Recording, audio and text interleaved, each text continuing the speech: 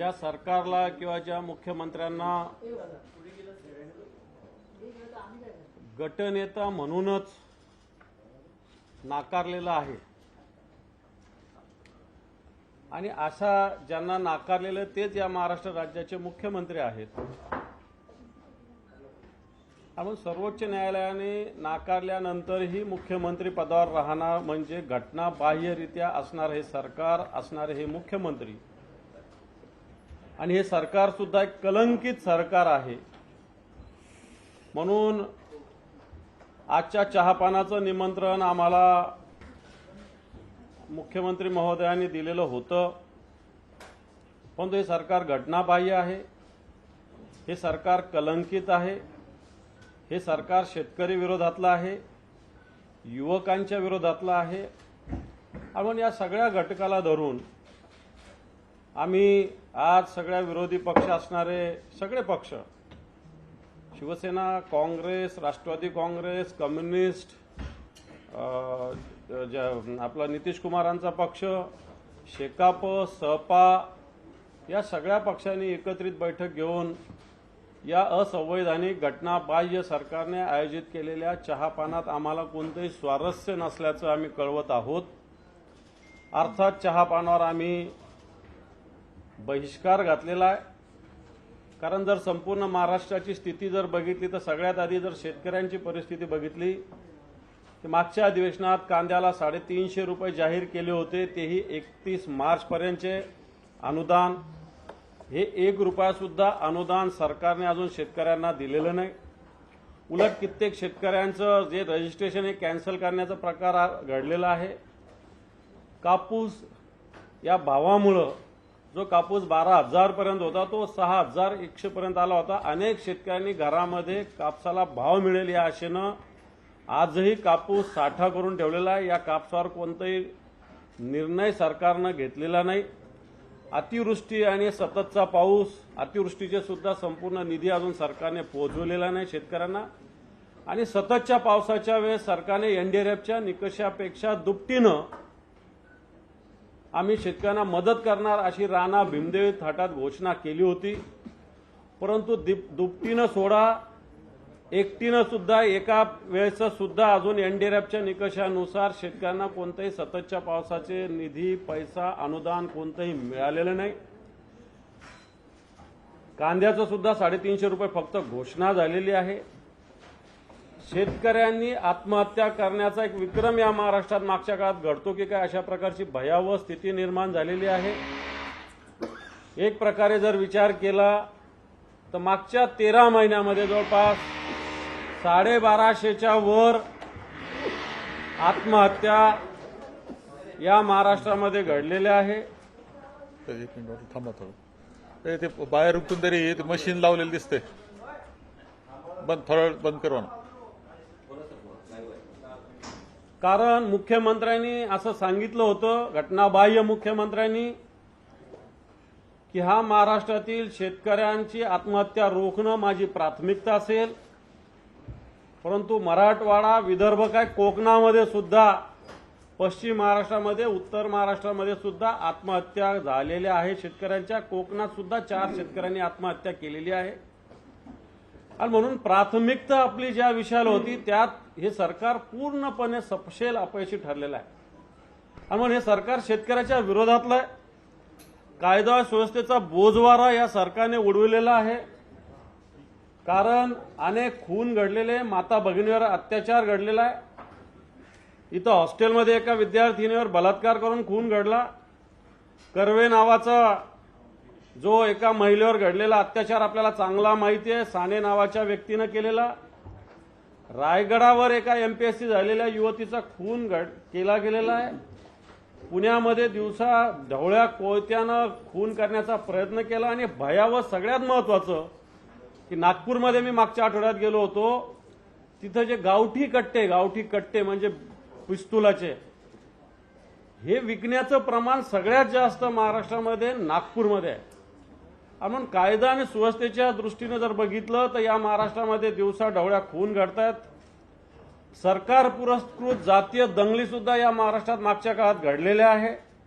अकोल्यामध्ये दंगल घडली, शेवगावमध्ये घडली, संभाजीनगरमध्ये घडली, संगमनेरमध्ये घडली, कोल्हापूरमध्ये घडली. आणि या सगळ्या दंगली जर बघितल्या तर या सरकारने घडविलेल्या आहे की काय, अशा प्रकारची स्थिती कायदा सुव्यवस्थेची सुद्धा या महाराष्ट्रात निर्माण झालेली आहे. हे सगळं कमी पडलं की काय म्हणून सरकारच्या मंत्र्यावर भ्रष्टाचाराचे आरोप झालेले आहेत.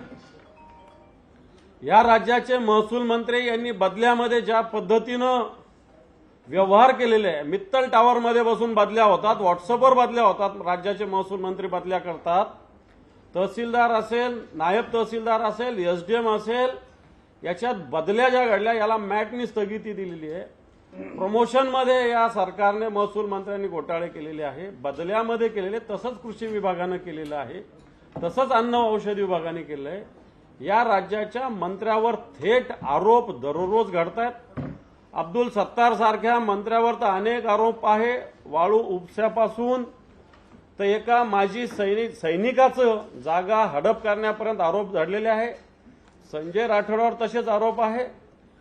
आणि सगळ्यात महत्वाचं, एका मंत्र्यांनी, चव्हाण जे मंत्री आहेत सार्वजनिक बांधकाम, यांनी कबूल केलं की माझ्या खात्यामध्ये बदल्यामध्ये मोठ्या प्रमाणात भ्रष्टाचार होतो.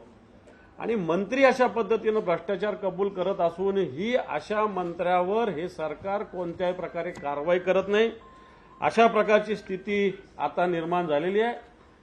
ईडी सारखी यंत्रणा, सीबीआय सारखी यंत्रणा, इन्कम टॅक्स सारखी यंत्रणा वापरून वेगवेगळ्या पक्षाच्या, काँग्रेस असेल, राष्ट्रवादी काँग्रेस असेल, शिवसेनेचे असेल, लोकप्रतिनिधी असेल, यांच्यावर दबाव आणण्याचा प्रयत्न नव्हे दबाव आणला जातोय.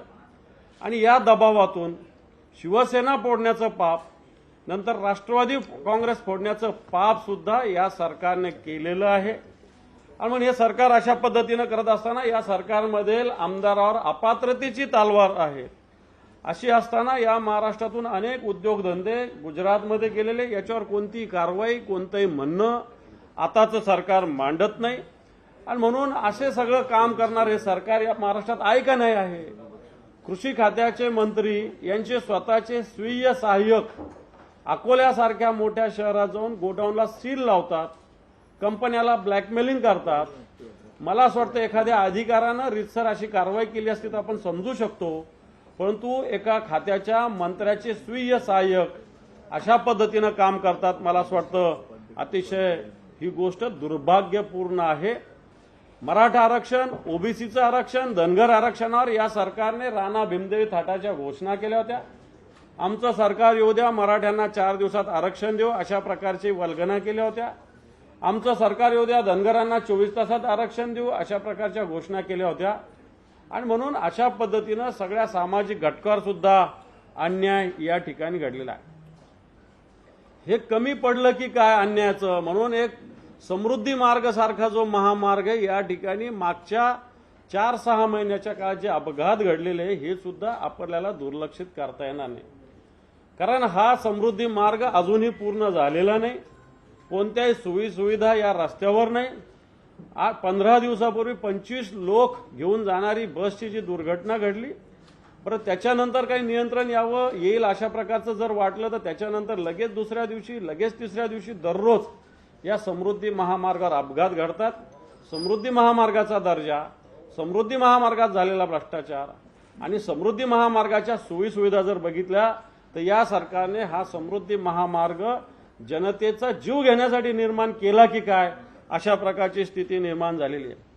हे सगळं होत असताना खारघरमध्ये जी घटना घडली होती, ज्येष्ठ निरूपणकार आचार्य धर्माधिकारी, या काळात उष्माघातानं ज्या नागरिकांचा, जे सेवेकऱ्यांचा मृत्यू झाला होता, निश्चित अशा प्रकारे महाराष्ट्र भूषण पुरस्कार दिला, याच्याविषयी आम्हाला आनंद आहे.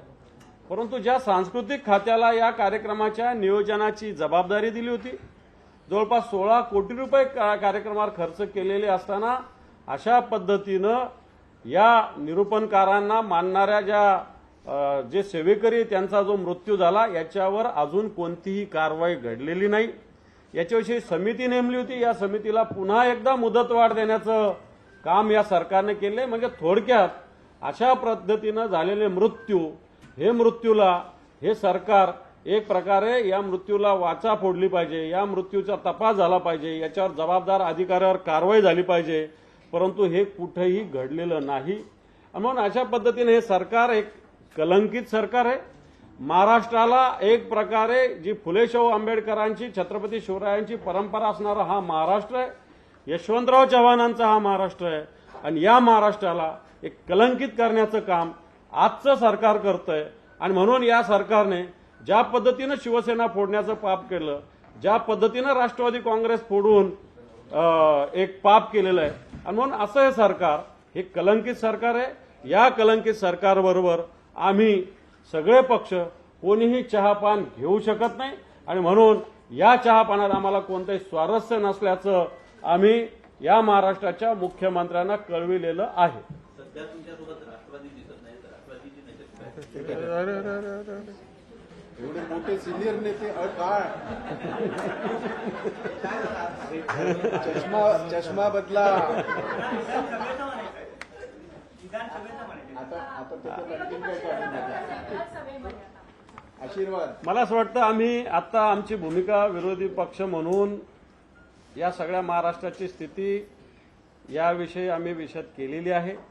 विरोधी पक्षनेता कोण असेल, काय असेल, मला वाटतं हा विषय विधिमंडळातच ठरेल. त्याच्याविषयी योग्य त्या कायदेशीर बाबी आहेत, त्याच्यानुसार योग्य तो निर्णय होईल.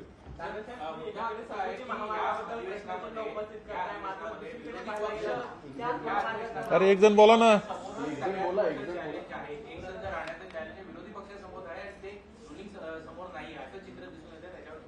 सगळे विरोधी पक्ष आज सोबत होते, कम्युनिस्ट पार्टी सुद्धा होती. आम्ही तिन्ही पक्ष तर आहोतच. नंतर नितीश कुमारांच्या पक्षाचे कपिल पाटील साहेब होते. शेकाप जयंत पाटलांचा एका काही खाजगी कार्यक्रमात ते त्यांच्या वाढदिवसाच्या निमित्तानं वेगळे उपक्रम चालू आहेत, त्याच्यात ते आहेत. आणि म्हणून विरोधी पक्ष एक संघ आहे. आणि निश्चित असं समजायची गरज नाही आमची संख्या कमी झाली. या संख्येमध्ये सुद्धा, कारण या महाराष्ट्राने लाखो लोक औरंगजेब घेऊन आला होता इकडं, त्याला हजारो छत्रपती शिवरायांच्या हजार लोकांनी सुद्धा प्रत्युत्तर दिलेलं आहे. वेडात लढले वीर साथ, याचा सुद्धा इतिहास आपल्याला माहिती आहे. त्यामुळे संख्येवर जाऊ नका. एवढे मोठे मोठे नेते सगळे, मला वाटतं हे सगळे नेते निश्चित या सरकारला पाणी पाजल्याशिवाय राहणार नाही.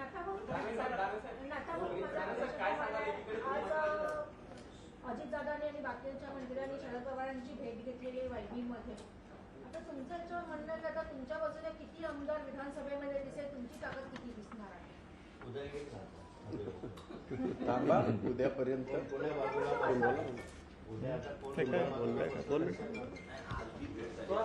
याच्या जोडीला आमच्या 2-3 विषय राहिले.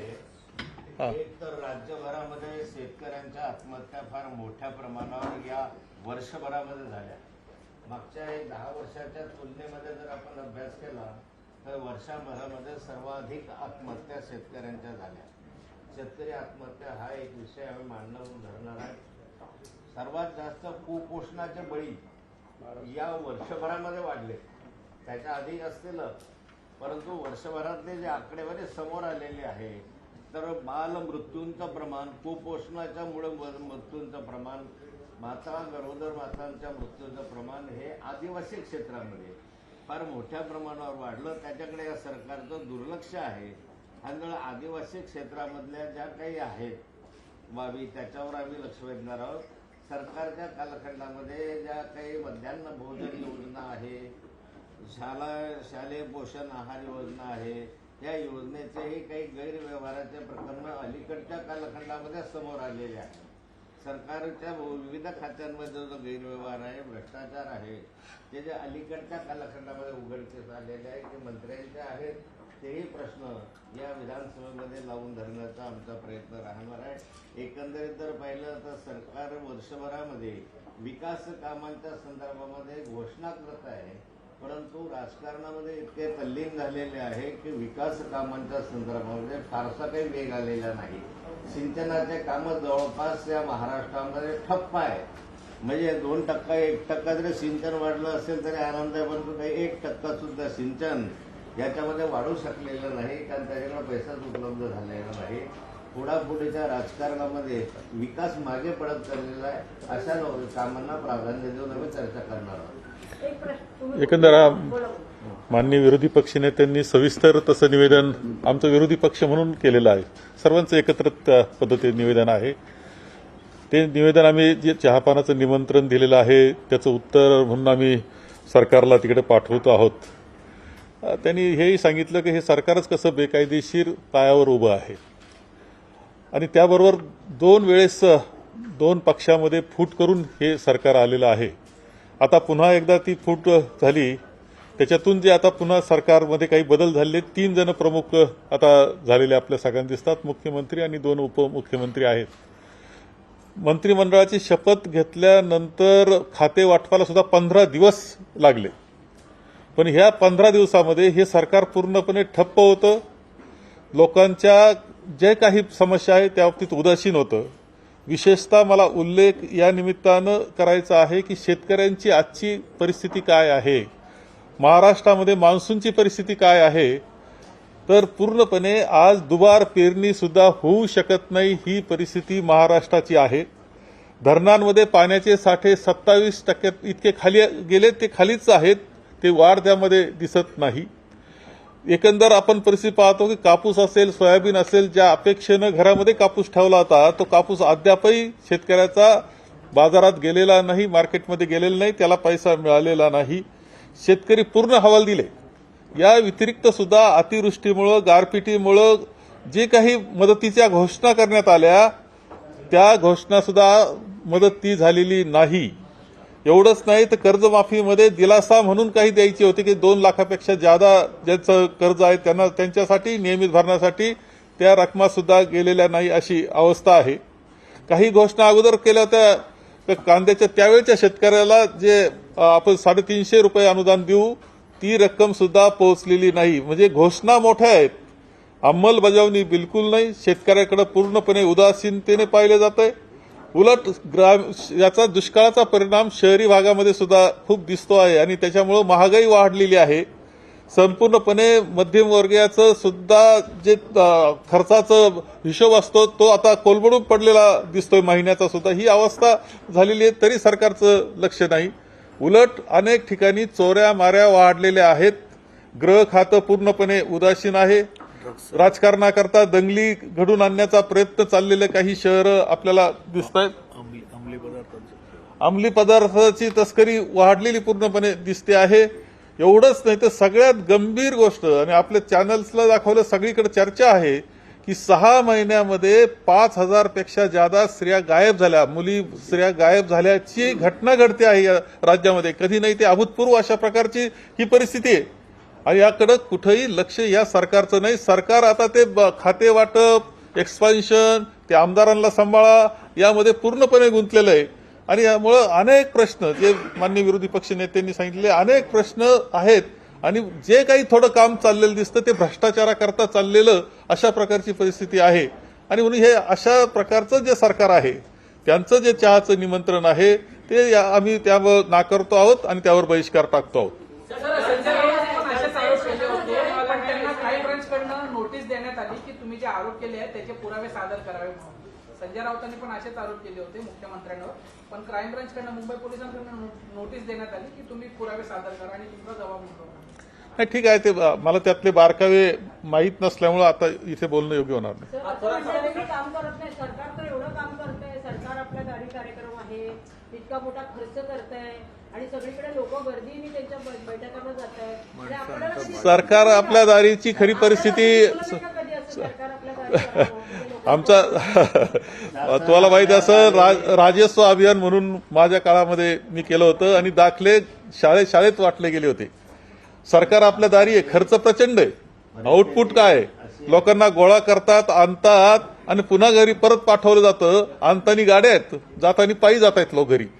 ही सगळी राज्याची परिस्थिती आहे. प्रचंड खर्च त्याच्यावर करत असताना दिसतंय. सर्वात महत्वाचं म्हणजे शासन आपल्या दारी हा कार्यक्रम जाहीर केला जातो.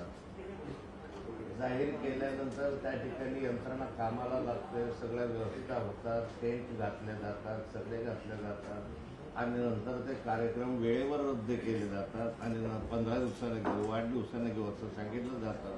अनाठाई खर्च यामध्ये फार मोठ्या प्रमाणात होऊन राहिलेला आहे. शासन आपल्या दारी करत असताना तुम्ही निश्चित वेळेत जर ठरलं असेल तर त्यावेळेस तुम्ही जा. म्हणजे शेकडो लोकांना कामाला लावायचं, टेंट लावायचे, कोट्यावधीचा खर्च करायचा आणि नंतर मुख्यमंत्री पक्ष बदलायला, खाते वाटपाला दिल्लीला गेले, हे गेले, त्याच्या राजकीय कारणासाठी असे कार्यक्रम पुढे ढकलायचे हे काही योग्य नाही आहे. विनाकारण खर्च त्याच्यामध्ये होतो आहे आणि निव्वळ शासन आपल्या दारी हा त्यांचा एक दिखावा आहे. आपलं एक शक्ती प्रदर्शन करण्याच्या हेतूने हे सगळं चालतंय. जळगावलाही आम्ही पाहिलं तर त्या ठिकाणी निम्मे खुर्च्या तर खालीच होत्या, पण माणसं आणले गेले ते उपाशीच राहिले, त्यांना काही जेवण नाही, काही नाही, अशा रीतीने ते काही गेले. तर असं कशासाठी करतात? स्वतःहून कार्यक्रमाला लोक आले जातात.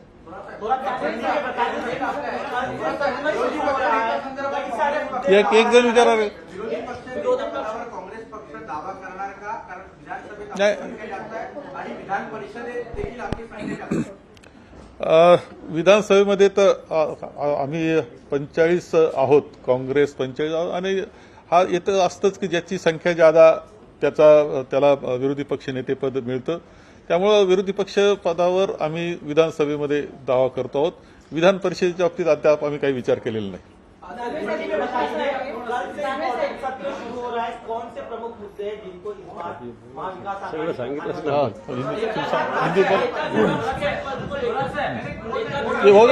बोलू ना आपण एक एक होऊ द्या ना. बोलो हिंदीत सांगा ते.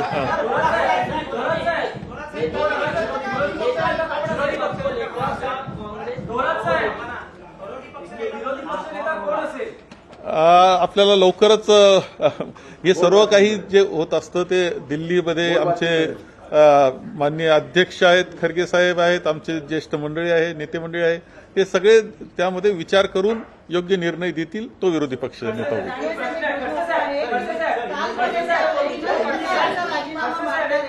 विरोधी पक्षनेता म्हणून अजितदादा पवार हे नेहमी 50 खोके एकदम ओके म्हणायचे. आता 50 खोके एकदम ओके झाल्यामुळे यांनी पक्षप्रवेश केला का? आणि दुसरा प्रश्न असा आहे की ईडीचा धाक असल्यामुळे यांनी पक्षप्रवेश केला, काय सांगणार? मला असं वाटतं अधिवेशनात या सगळ्या विषयावर बोलू. सगळे विषय आम्ही सांगू. अजितदादा काय घोषणा देत होते, त्यांचे फोटो कसे होते, ते गाजर कोणाला दाखवत होते, ते टमाटे कोणाला देत होते, कांदे कोणाला देत होते अजितदादा पवार, हे सगळं आम्ही दाखवू 3 आठवड्याचं अधिवेशन आहे. थँक्यू, धन्यवाद. त्याला हिंदी त्यांना द्या. हिंदी औरंगाबाद संभाजीनगर. एक मिनिट मी फक्त आता हिंदीत देतो कारण आता बरीच चर्चा झाली. काय बघ एक प्रश्न आहे खडसे साहेबांसाठी.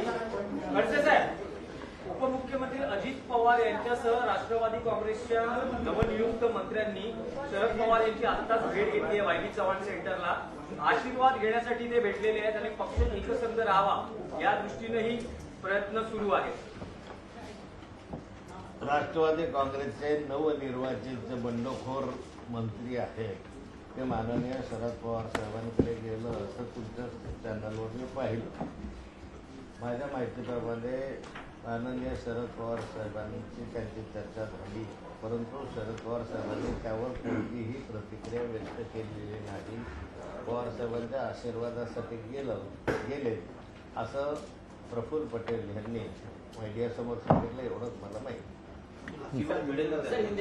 सुप्रीम कोर्ट ने जिनको ग्रुप लीडर बोल के भी नकारा है वो आज महाराष्ट्र के सीएम है.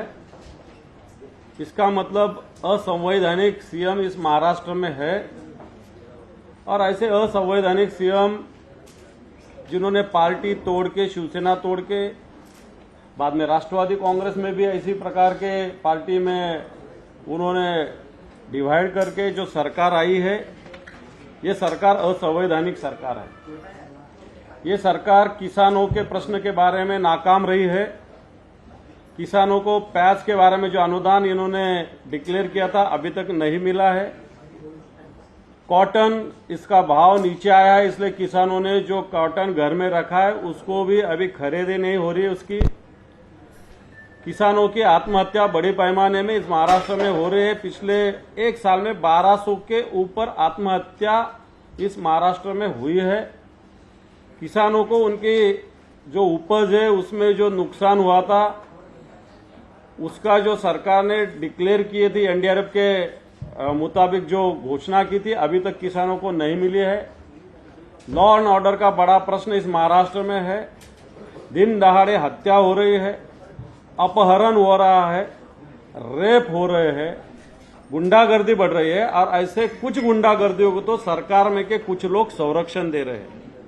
सरकार में के अनेक मंत्रियों पे भ्रष्टाचार के आरोप है, जो बदलियां हुई उसमें धांधली हुई है, जो महसूल विभाग है इसमें बड़े पैमाने पे धांधली हुई है, कृषि विभाग में हुई है। कृषि विभाग जिस इस महाराष्ट्र का था है उसके मिनिस्टर ने इनलीगल तरीके से हर जगह जाके व्यापारियों को तकलीफ देने का काम किया है। तत्कालीन मिनिस्टर उसी प्रकार जो तत्कालीन कृषि मंत्री है उनके खुद के प्राइवेट सेक्रेटरी अलग अलग जगह जाके किसानों को उसी प्रकार व्यापारियों को धमकी दे रही है, गैर व्यवहार करने का प्रयास कर रहे हैं।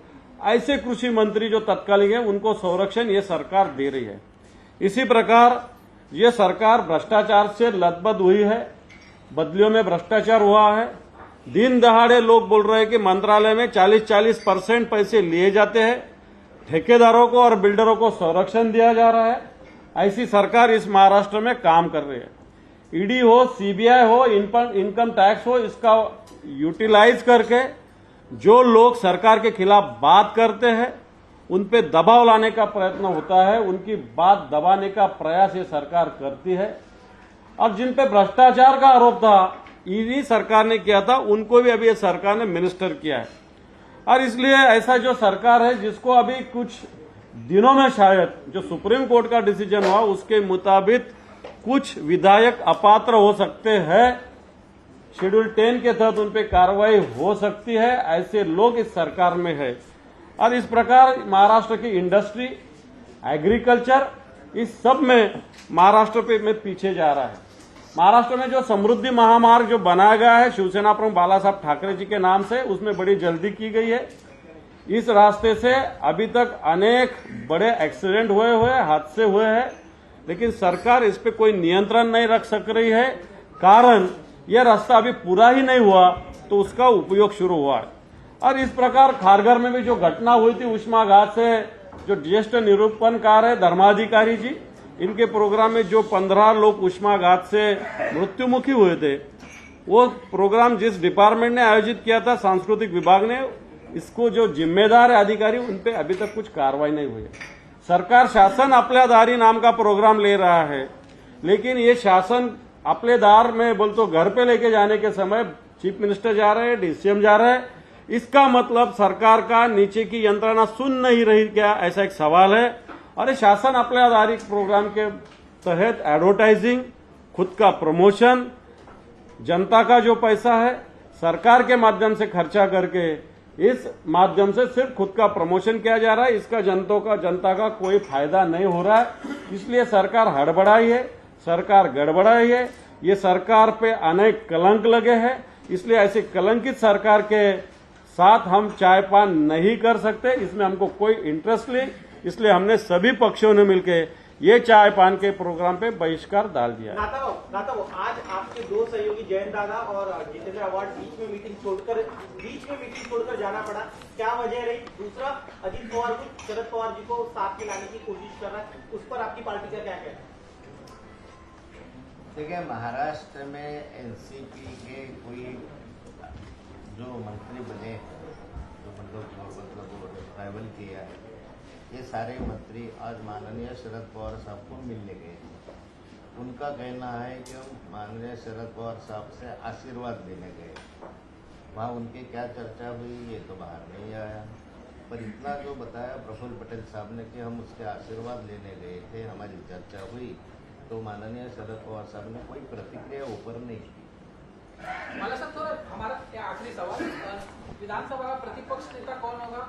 कांग्रेस की संख्या ज्यादा है दोनों ही सदनों में। कांग्रेस की संख्या विधानसभा में ज्यादा है, विधान परिषद के बारे में अभी तक हमने देखा नहीं, लेकिन हमारी संख्या ज्यादा है तो हम क्लेम करेंगे, जरूर क्लेम करेंगे विरोधी विपक्ष नेता के लिए। और वो नाम जो है वो हमारे जो दिल्ली में अध्यक्ष महोदय बैठे खरगे जी, वो और हमारे ज्येष्ठ जो लीडर्स है वहाँ के, वो हमें नाम भेजेंगे, वो नाम डिक्लेयर करेंगे। सर, तो विधानसभा में कांग्रेस का प्रतिपक्ष का नेता होगा? होगा, जरूर होगा। काँग्रेसचा व्हीप कोणाचा मानणार? खडसे साहेब, व्हीप कोणाचा मानणार? हा? खडसे साहेब, तुम्हाला व्हीप कोणाचा मानणार? काँग्रेस व्हीप कोणाचा मानणार? अधिकृत व्हीप हा माननीय शरद पवार साहेबांच्या राष्ट्रवादी काँग्रेसचा मानणार। आपण पाहताय लोकशाही मराठी. ऐका, पहा, जागरूक रहा.